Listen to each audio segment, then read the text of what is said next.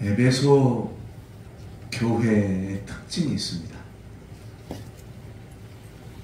에베소 교회는 에베소라는 지방, 소아시아의 항구 도시입니다. 소아시아의 항구 도시 에베소는 이오니아라는 나라의 수도입니다. 항구 도시면서 강가에 위치하고 있습니다. 카이스터 강이라는 그 강의 평원에 위치해 있습니다. 그러니까 에베소라는 도시는 항구 도시면서 강가에 있고 평원에 있으니까 상식적으로 어마어마하게 부유한 도시입니다. 바다의 산물도 유입되고 강의 산물도 유입돼서 물질이 마르지 않는 곳입니다. 물질이 마르지 않는 곳에 특징이 있습니다. 그곳은 무역이 왕성합니다. 무역이 왕성하다는 것은 이방인들이 그만큼 많이 왔다 갔다 한다. 그러면 이방인들이 많이 왔다 갔다 하면 가장 성행하는 직업이 3개가 있습니다. 뭘까요?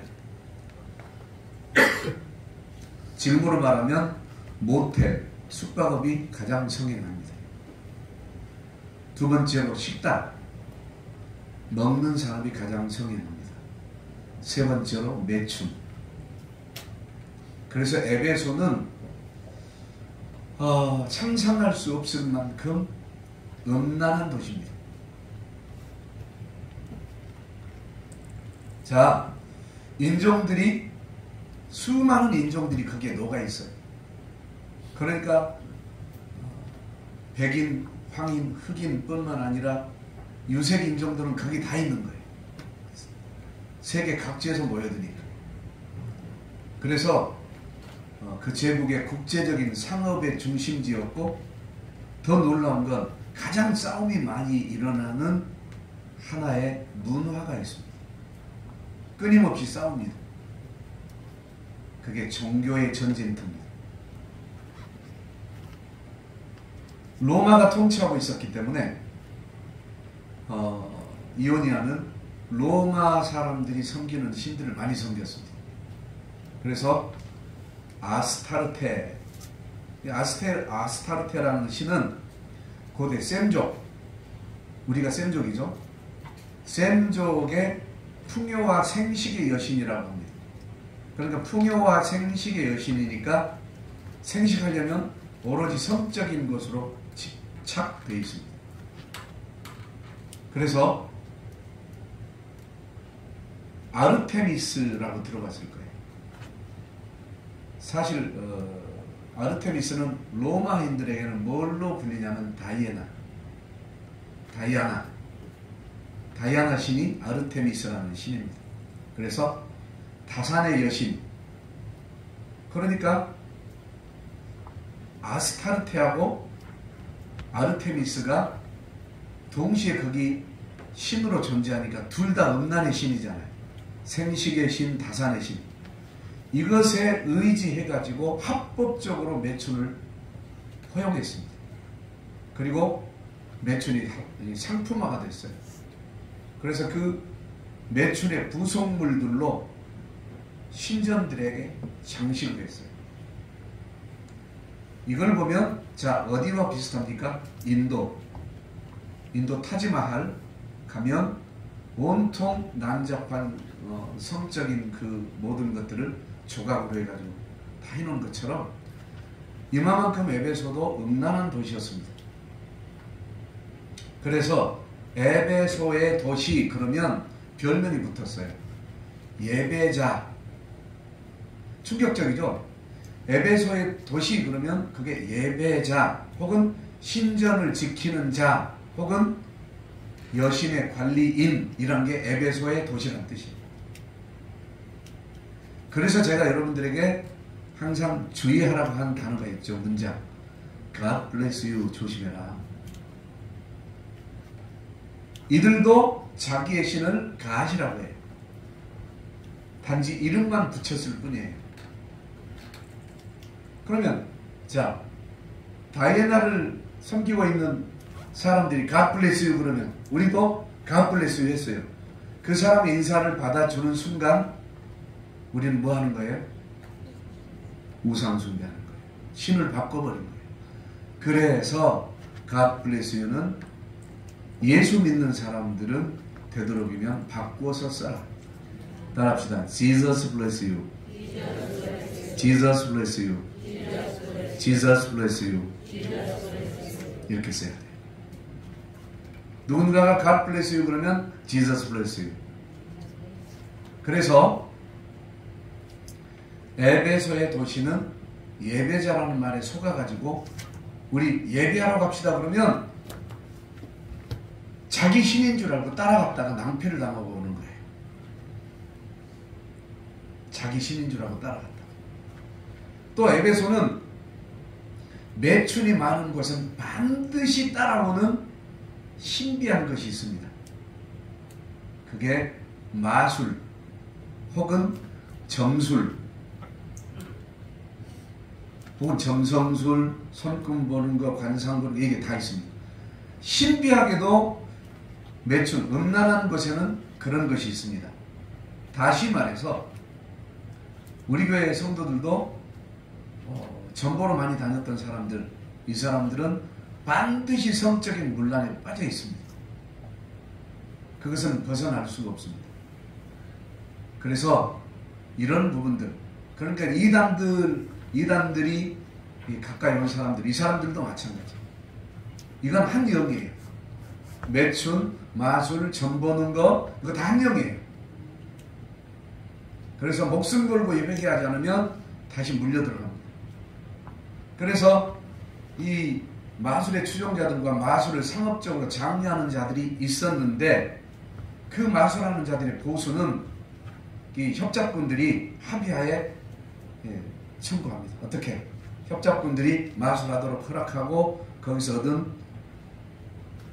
그것을 복채를 뭐 몇 대 몇으로 나눠가지고 가져갑니다. 그렇지 않으면 마술 못하게 해요. 그래서 성벽과 건축물들에 거의 다 미신이 새겨져 있습니다. 신들이 너무 많아요. 그래서 에베소는 음란과 우상과 다민족들이 성행했다. 그러므로 예수 그리스도의 복음이 들어가기 너무너무 어려운 곳이었음에도 불구하고 쉽게 들어갈 수 있었다. 그래서 종교의 전쟁터라고 했어요. 어려운 곳이라는 것은 모두 다 믿고 있어요. 모두 다 이신, 저신, 잡신 다 믿고 있어요. 그런데 그 속에 예수 그리스도를 믿으라고 하면 누가 믿겠어요? 신비하게도 바울이 가서 복음을 전하면 개종을 하는 사람들이 엄청나게 생겼어요. 왜 개종하는 사람들이 많이 생겼을까요? 이제 잠시 후에 설명할 겁니다. 어찌됐든 미신이 널리 퍼져 있는데 어느 정도 미신이냐? 자, 성벽에 다음과 같은 문장이 새겨져 있습니다. 만일 새가 오른쪽에서 왼쪽으로 날아가고 있고 눈에 보이지 않는 곳에 새가 날아가서 앉으면, 자, 새가 우리 눈에 보이는 데 앉아요? 안 보이는 데 앉아요? 그러죠? 오른쪽에서 왼쪽으로 날아갈 수도 있죠? 그러죠? 근데 그 새가 내 눈에 보이지 않은 곳에 날아가서 앉으면 행운이 온다고? 그러니까 당연한 말을 가지고 행운이라고 쓰는 거죠. 그죠? 그런데 만일 새가 왼쪽 날개를 들어 올린 다음에 날아오는데, 잉! 하고 날아오는데, 그리고 보이지 않는 곳에 앉으면 불행이 온대. 그러니까 사람들이 새를 안 보려고 합니다. 그러면 왜 새가 왼쪽 날개를 확 들어 올릴까요? 그럴 수 있어요. 오른쪽 날개 들어 올릴 수도 있어요. 이런 식으로 사람들을 한쪽으로 끌고 가서 두렵게 만드는 것이 미신인 거예요. 사도 바울은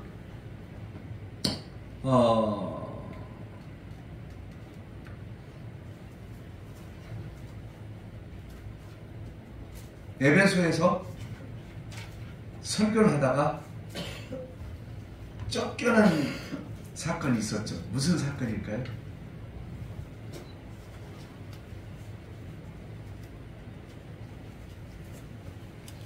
사도 바울의 설교를 들은 군중들이 데메드리오라고 하는 마술사, 협작꾼, 마술하던 사람들 앞에서 복음을 전해버리니까 마술을 보고 빠져있던 사람들이 복음을 듣고 개종을 해버린 거예요. 그리고 사도 바울 쪽으로 몰려들어버리니까 데메드리오가 군중들을 규합해가지고 바울에게 항의했어요. 그래가지고 사도 바울이 붙잡혀갔던 사건이 있습니다. 결국 사도 바울은 풀려났지만 거기서 더 이상 복음을 전할 수가 없게 됐어요. 왜? 손해봤다고 그래서. 자, 여기서 이제 여러분에게 교훈 한마디 해보도록 합니다.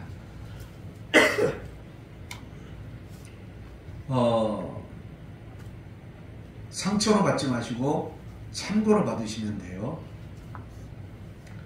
에베소에서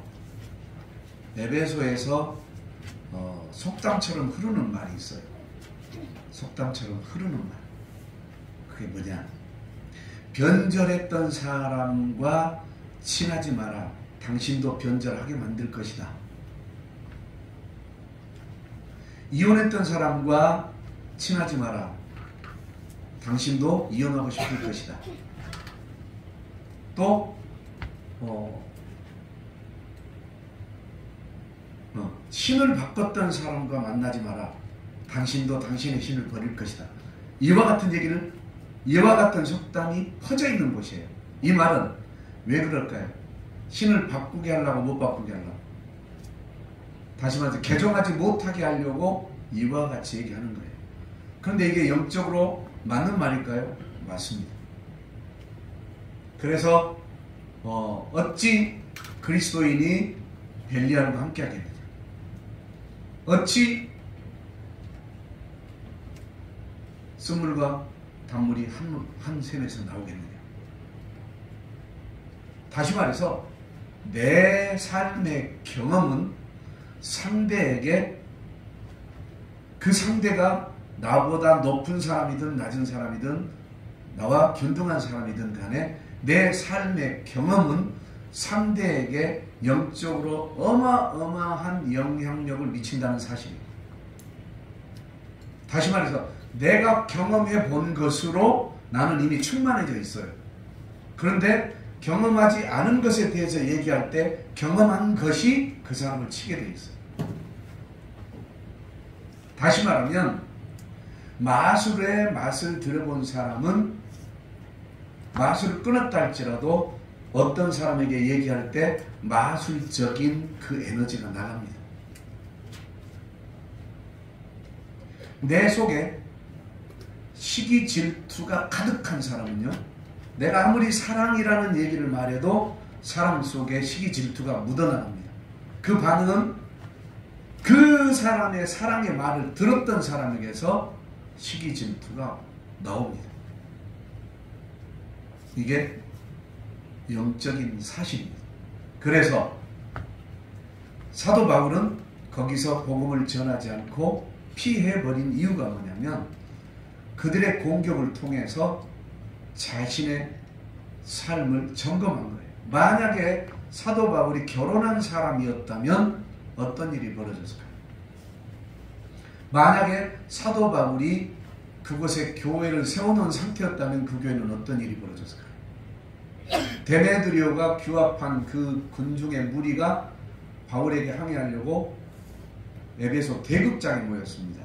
거기는 약 25,000명 정도 모인 곳이에요. 25,000명. 그때 당시 25,000명이면 상당한 숫자입니다. 이들이 난동을 부리면 바울의 가족은 어떻게 됐을까요? 교회는 어떻게 됐을까요? 그래서 그들이 갖고 있는 속담, 다시 말해서 이런 자와는 함께하지 마라. 자, 그러면 이 속담이 누구에게 전통으로 지금 적용돼 버린 거예요? 바울에게. 바울은 유대교였잖아요. 유대교였는데 그리스도교로 바꿨잖아요. 그 속담이 정통으로 적용되니까 저런 말을 들으면 너도 그렇게 돼 라고 하겠죠. 어찌 보면 사도 바울은 하나님께서 그런 선견지명을 주셨기 때문에 결혼을 안 했을 수도 있어요. 자, 그러면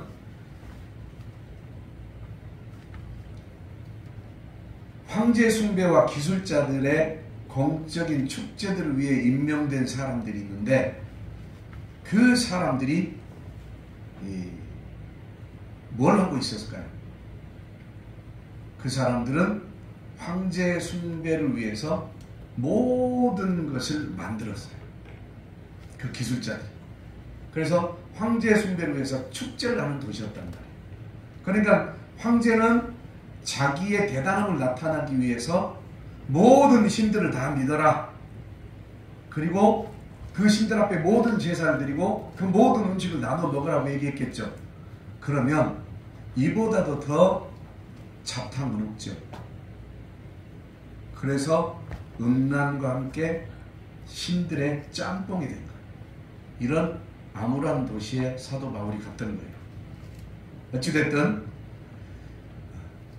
이익의 권리, 이권과 성실이라는 엇갈린 풍조를 지닌 곳이에요. 거기는 성실하면 무조건 부자가 돼요. 항구 도시면서 강을 끼고 있는 무역의 도시란 말이에요. 그래서 발만 열심히 뛰면 돈을 버는 곳이었지만,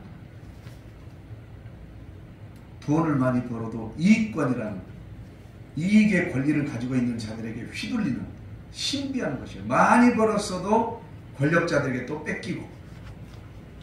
그래서 엄청나게 부유한 에베소의 국제적인 분위기 속에서 사도 바울은 메시지가 뭐였어요? 도덕적인 메시지였어요. 윤리 도덕적인 메시지. 그래서 그것이 분명한 생명의 길인 것을 선포했어요. 회당과 두란노 서원과 그 사람들의 가정과 시장에서 끊임없이 복음을 선포했어요. 이 복음을 선포할 때 주로 어떤 복음을 선포했을까요? 사도 바울은 음란 전문가였습니다. 잠시 후에 그 증거들을 다 보여드릴게요. 그래서 사도 바울은 개종자를 엄청나게 많이 얻었어요. 음란하게 될 수밖에 없는 이유, 매출하게 될 수밖에 없는 이유부터 시작해서 너희들이 돈 벌러 이곳으로 달려올 수밖에 없는 이유까지 그것의 모든 주권자가 누구다는 것을 알려준 거예요. 그래서 에베소에서 적대적으로 고난을 당하면서도 사도 바울의 복음을 들은 사람들을 통하여 복음이 소아시아로 가는 문을 여는 대단한 귀한 장소였어요. 그것이 바로 사도시대의 소아시아의 교회들 중에서 에베소 교회가 처음으로 세워진 거예요. 그러면 사도 바울은 왜 그리 달려갔을까요? 사람이 많은 곳에 들을 귀가 많다. 그들의 종교가 무엇이든, 그들의 삶이 무엇이든, 매춘이 판치든 음란이 판치든 뭐가 판치든 그건 중요하지 않다. 듣는 자, 들을 자가 있어야 됩니다. 그래서 아르테미스의 신봉자들도 개종을 했고 많은 사람들이 개종을 했는데 거기서 브리스길라와 아굴라, 아볼로, 에라스도, 사도 요한과 장로 요한이 에베소 초대 교회와 관련되어 있어요. 그 교회에는 감독들도 있었습니다. 감독들이 많았어요. 이 말은 지금으로 말하는 목사들이 많았어요.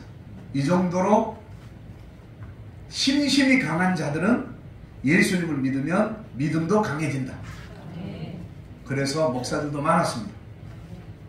또 AD 431년 네스토리우스를 책망한 정교회의의 의원이 거기에 있었어요. 그리스도 교회의 옛 교회 터들도 많습니다. 그만큼 교회가 많았다는 거예요. 그뿐만 아니라 거대한 성 마리아 교회가 있어요. 마리아 교회, 그리고 에베소의 묘지에 있는 묘비를 장식한 에베소의 묘지에 묘비가 있어요. 그게 어떤 묘비일까요? 그게 십자가 묘비였어요. 에베소의 공동묘지에 십자가 묘비가 거의 다 차지한 거예요. 그만큼 예수님을 믿고 죽은 사람들이 많았다는 거예요. 이게 사도 바울의 복음의 여정입니다. 자, 그러면 사도 바울이 왜 음란의 전문가였는가? 에베소서 4장 19절로 한번 볼까요? 그들이 감각 없는 자가 되어 자신을 방탕에 방임하여 모든 더러운 것을 욕심으로 행하되.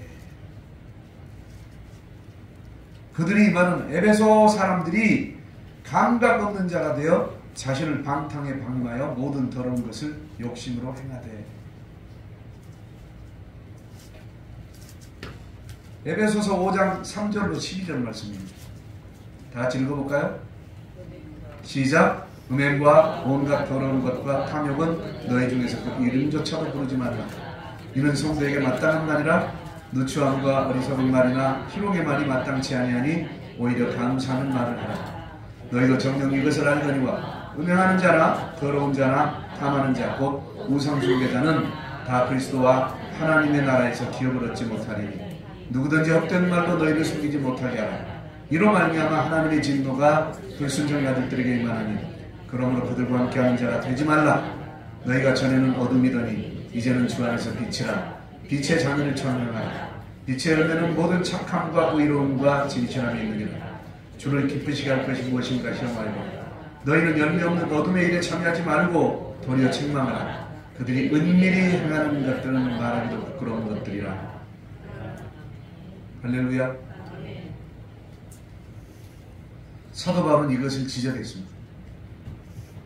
전문가이기 때문에 그 모든 것을 낱낱이 세밀하게 지적해냈습니다.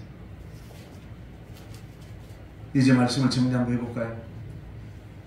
우리가 살고 있는 이 나라, 이 땅이 에베소 같지 않습니까? 그리고 지금 제 모습을 보면 에베소 사람들 같아요. 온갖 음행과 음란과 거짓과 탐욕과 욕심과 부정과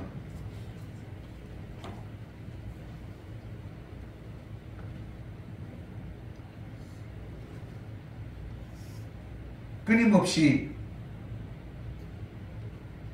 나라는 존재의 상처 하나를 해결하고자 주님 앞에 제대로 엎드리는 것이 아니라 다른 피난처로 찾고 있는 나의 어리석은 모습들을 문득문득 돌아보면 나는 아직도 멀었구나라는 생각이 듭니다. 에베소서 1장은 뭘 얘기하냐면 우리가 어떻게 태어났으며 어떤 목적으로 살다가 어디로 가는지를 아주 정확하게 기록해 놨습니다. 그래서 에베소서는 영적 전투의 책이에요. 그래서 에베소서의 시작은 뭐냐면 너는 찬송자야. 너는 저 영원한 찬송자의 자리에 들어가 있어야 될 사람이야. 그런데 네가 지금 이런 지역에서 지옥 갈 자로 살고 있는 거야 라고 표현한 게 에베소예요. 에베소 사람들에게 뭐라고 했다고요? 너는 찬송자야. 너는 영원한 찬송자의 자리에 들어가야 될 사람이야. 그러니까 이들이 이 말을 깨닫고 개종해버린 거예요. 오늘 여러분 저와 함께 결단합시다. 명확하게 너는 찬송자라고 기록된 이 말씀을 오늘 성령의 말씀으로 성령의 감동으로 받고 주님 앞에 회개하고 한번 제대로 서봅시다. 하나님의 뜻으로 말미암아 그리스도 예수의 사도된 바울은 에베소에 있는 성도들과 그리스도 안에 있는 신실한 자들에게 편지하노니, 자 보세요. 에베소에 있는 성도들과 그리스도 예수 안에 있는 신실한 자들에게 정확하게 편지합니다. 하나님 우리 아버지와 주 예수 그리스도로부터 은혜와 평강이 너에게 있을지어다. 축도로 먼저 시작했어요. 왜? 너희는 축복 받아야 될 사람들이야. 그러면서 편지의 본 문장의 시작은 찬송하리로다. 너는 찬송자다. 하나님 곧 우리 주 예수 그리스도의 아버지께서 그리스도 안에서 하늘에 속한 모든 신령한 복을 우리에게 주시되. 자, 하늘에 속한 모든 신령한 복이 뭐예요? 성령의 복이에요. 곧 창세 전에 그리스도 안에서 우리를 택하셨다. 자, 우주 만물을 창조하신 분은 예수님이라고 그랬죠? 예수님 안에서 우리를 택하셨대요. 우리로 하나님의 사랑 안에서 하나님 앞에 거룩하고 흠 없게 하시려고 하나님의 그 기쁘신 뜻대로 우리를 찬송자로 예정하시고 예수 그리스도로 말미암아 자기 아들들이 되게 하셨다. 이 말은 예수 그리스도로 말미암았다. 이 말은 예수 그리스도를 믿는 자들로 하여금 하나님의 아들들이 되게 하셨다. 이는 하나님이 사랑하시는 자 예수 안에서 우리에게 거저 주시는 바 하나님의 은혜의 영광을 찬송하게 하려는 것이다. 아, 너는 찬송자로 태어났고 찬송자로 부름받았고 이제는 찬송자로 살아야 된다. 그 은혜의 영광을 찬송하게 한다 이 말이에요. 우리는 그리스도 안에서 하나님의 은혜의 풍성함을 따라 예수의 피로 말미암아 속량 곧 죄사함을 받았느니라. 이것을 찬송하는 거다. 이는 예수께서 모든 지혜와 총명을 우리에게 넘치게 하사 하나님의 뜻의 비밀을 우리에게 알리신 것이요 하나님의 기뻐하심을 따라 그리스도 안에서 때가 찬 경륜을 위하여 예정하신 것이니. 때가 찬 경륜이 뭐예요? 우리보다 먼저 태어난 사람은 먼저 예수를 믿었고 이제 태어난 사람은 이제 예수를 믿었죠. 이게 때가 찬 경륜인 거예요. 이 아이들은 또 그때 믿은 거예요. 그래서 하늘에 있는 것이나 땅에 있는 것이 다 그리스도 안에서 통일되게 하려 하심이라. 자, 하늘에 있는 것이 뭐예요? 천사들이죠. 땅에 있는 것이 뭐예요? 사람들과 모든 동식물과 자연만물.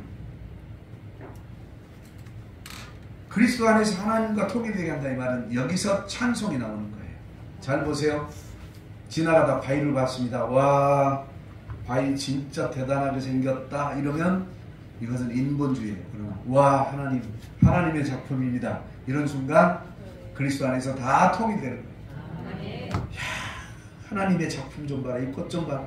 야, 이 들풀도 꽃 피었어. 하나님께서 인간에게 이걸 주셨다는 거예요. 너의 입이 열릴 때마다 하나님을 찬송하라는 거예요. 그 안에서 너희도 진리의 말씀 곧 너희의 구원의 복음을 듣고 그 복음 안에서 또한 믿어 약속의 성령으로 인치심을 받았으니. 말씀이 믿어졌죠? 믿어진 그 말씀이 약속이 되어서 인치심을 받은 거예요. 이는 우리 기업의 보증이 되사. 우리 기업이 뭐예요? 천국이죠. 천국에 들어갈 보증이 된 게 뭐예요? 말씀이란 말이에요. 그 얻으신 것을 속량하시고 그 얻으신 것이 뭐예요? 우리죠. 우리를 죄에서 속량해서 끄집어내시고 그의 영광을 찬송하게 하려 하십니다.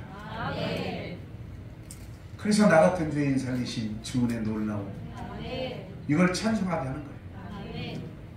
이로 말미암아 주 예수 안에서 너의 믿음과 모든 성도를 향한 사랑을 나도 듣고 바울도 들었다 이 말이에요.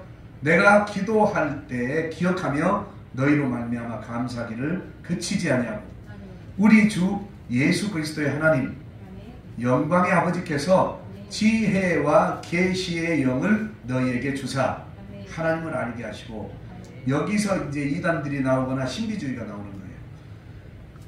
아버지께서 지혜와 계시의 영을 준다고 하니까 엉뚱한 데서 찾는 거예요. 그래서 산속에 들어가서 기도하고 뭐 어디 들어가서 기도하면서 막 주신다고 하는데 그게 아니라 지혜는 어디에 나와 있어요? 잠언에 나와 있죠.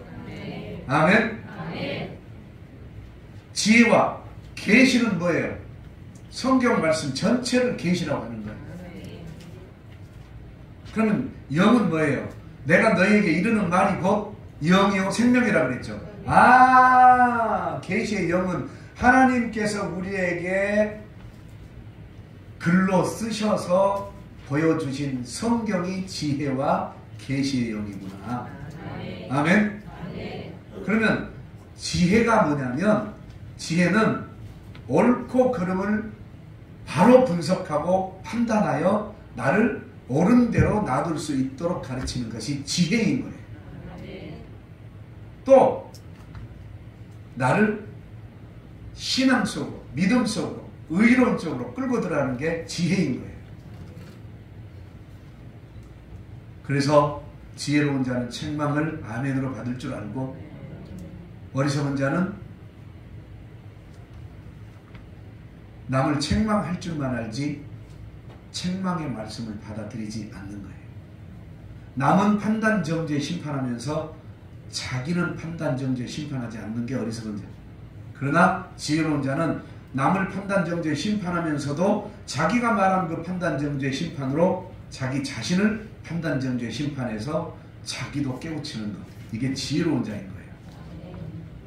그래서 시편, 시가서 말씀, 이 말씀들을 유념하고 자세히 묵상하다 보면 지혜의 영을 얻는 거예요.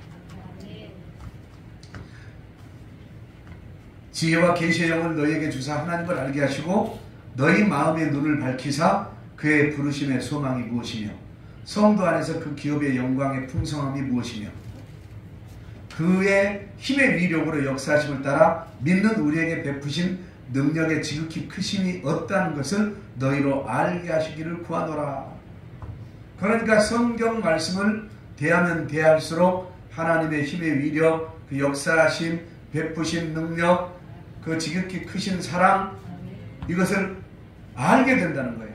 또 우리의 마음의 눈을 밝혀주다 보니까 내 마음속에 있는 죄악과 음란과 모든 부정한 것을 깨닫게 되고, 이 깨달은 것으로 그동안 미워했던 사람을 미워한 것이 아니라 상대가 나 때문에 얼마나 괴로웠던가, 상대가 나 때문에 얼마나 힘들었던가를 깨닫게 하시고 지혜롭게 자기를 다듬게 하시고, 그뿐만 아니라 이것 때문에 하나님이 나를 부르셔서 예수 믿게 하셨구나. 또 성도 안에서 그 기업의 영광의 풍성함이 무엇이냐. 성도 안에서 그 기업의 풍성함이 뭘까요? 그 영광의 풍성함. 이것은 여러 가지가 있을 수 있지만 단적으로 얘기하면 성도 안에서 그 기업은 뭐예요? 성도들이 받은 직분이겠죠. 지위겠죠. 그것을 가지고 하나님 앞에 얼마나 어떻게 봉사함으로 하나님께 풍성한 복을 얻을 수 있느냐. 그래서 하나님의 능력이 그리스도 안에서 역사하사 죽은 자들 가운데서 다시 살리시고 하늘에서 하나님의 오른편에 앉히셨고 모든 통치와 권세와 능력과 주권과 이 세상뿐 아니라 이 다음에 오는 세상에 일컫는 모든 이름들 위에 뛰어나게 하셨다. 이 말은 오직 예수만이 우리의 주시오, 우리의 하나님이시오, 우리의 아버지 되심을 인정하게 하심으로 만물을 예수님의 발 아래 복종하게 하시고 예수님을 만물 위에 교회의 머리로 삼으셨느니라. 그러니까 너희들이 믿을 신은 예수님이야 라고 사도 바울이 선포한 거예요. 그러면서 너희는 교회의 머리 되신 예수님의 몸인 거예요. 그래서 너희는 교회야. 너희는 그의 몸이야. 이렇게 선포해 주므로 그들이 개종을 하게 된 거예요. 만물 안에서 만물을 충만하게 하시는 이의 충만함이니라. 무슨 뜻이냐? 그들이 신들을 믿었어요. 아르테미스부터 아폴로 수없는 신들을 믿었어요. 근데 그들은 그 신을 믿을 때 어떻게 믿었어요? 그 신의 두려움, 그 신의 어떤 것, 이것만 믿었지 그 신과 하나됨을 느끼지 못했어요. 그런데 사도 바울의 설교 속에서는 하나가 되어버렸어요. 야, 너희가 믿어야 될 진짜 신인 예수님은 교회의 머리 되시고 너희는 그 교회의 몸이 된 거야. 그러니까 신과 하나 되어버렸다는 이 희열감 때문에 세상에 나 같은 죄인을 예수님께서 지체 삼아 주셨네. 이러면서 그 영광을 하나님께 찬송했다. 이게 복음인 거예요. 여러분은 지금 여러분 자신을 어디에다 두고 있습니까? 예수 그리스도를 믿는다고 하면서 여러분 자신을 어디다 두고 있어요? 여러분 몸이 예수님의 몸이라니까요. 근데 이 몸으로 어디다 두고 있냐?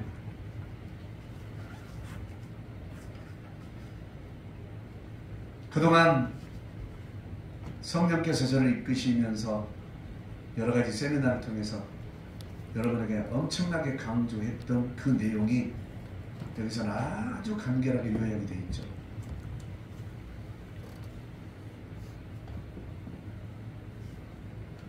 이제 정말로 찬송자로 바뀌어야 할 때입니다.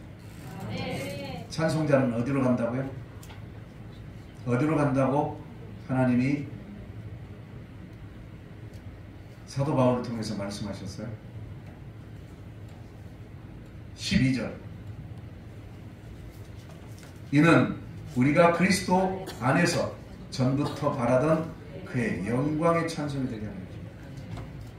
전부터 바랬던 것이 뭐예요? 영원한 천국이죠. 영원한 천국에서 영광의 찬송자가 되게 해주신다는 거예요. 아하, 그러니까 찬송자로 태어난 너야. 그러므로 내가 너를 찬송자로 불렀어. 그런데 너의 삶은 찬송자로 살다가 이제는 영광의 찬송자로 돌아와.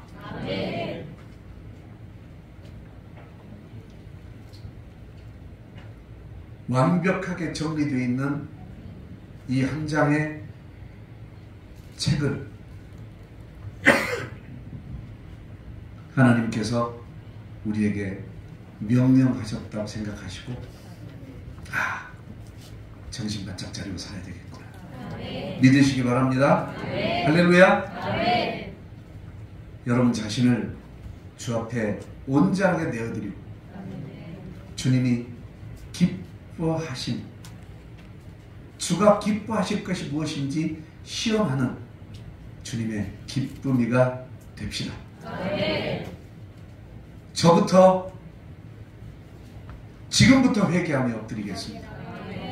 주님이 기뻐하시는 찬송자로, 영원한 천국의 찬송자로 서기까지 목숨 걸고 달립시다. 함께 기도합니다.